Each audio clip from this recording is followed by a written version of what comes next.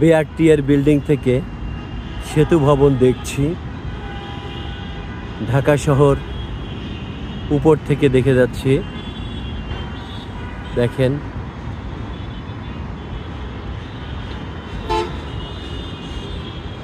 কি সুন্দর বিল্ডিংগুলো সম উচ্চতায় দাঁড়িয়ে আছে। কুয়াশায় গাছগাছালিগুলো তেমন একটা দেখা যাচ্ছে না। এই হচ্ছে ফ্লাইওভার। ফ্লাইওভার দিয়ে দেখেন গাড়ি যাচ্ছে আসছে।